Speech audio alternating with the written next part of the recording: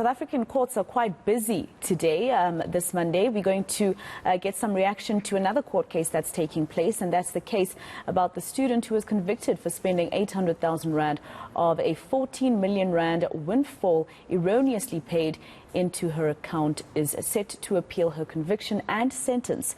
Having been found guilty of theft, Sibongile Mani was sentenced to 5 years direct imprisonment in the East London Magistrates Court a few weeks ago. For more on this, we're joined by Asive Dlanjwa.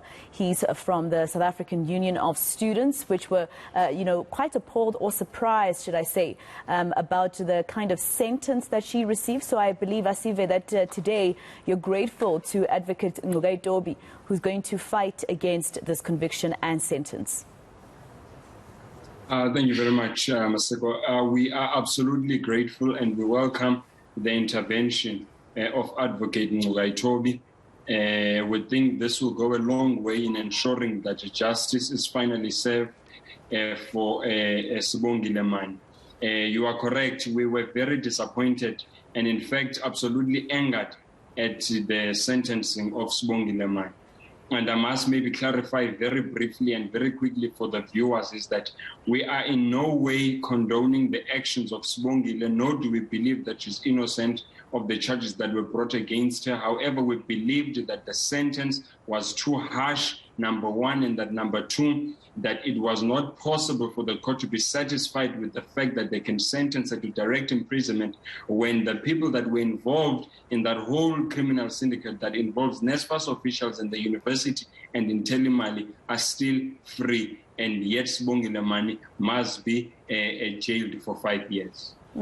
I just want to pick your brain. You said that you are not opposed to the fact that she was found guilty of theft and you don't think she's innocent around that.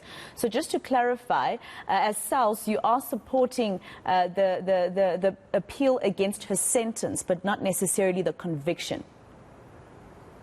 Yes, that's correct. We are appealing. We of the view that the sentence was too harsh and it was not befitting of the crime. What would be befitting according to you?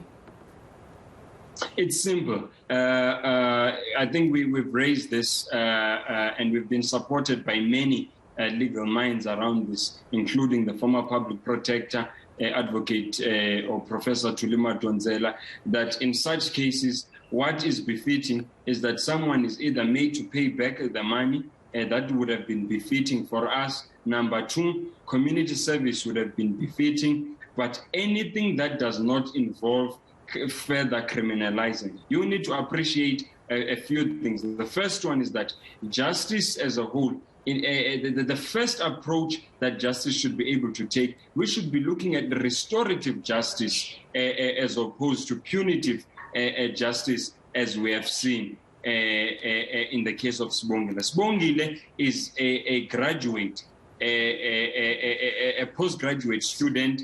She is a mother of two. She is in a university. Solely, this is someone who could have been rehabilitated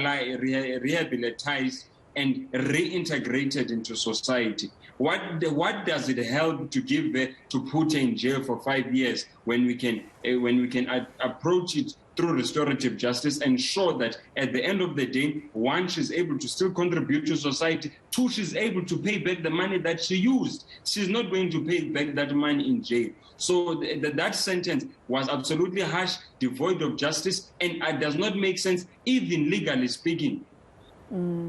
All right. Well, thank you very much for your time here on All Angles. That is Asive Dlanjwa from the South African Union of Students and their opinion on Sibongile Mani. And on eNCA, we'll give you an update, of course, as soon as we know what's happening with regards to that particular case. Let's take you to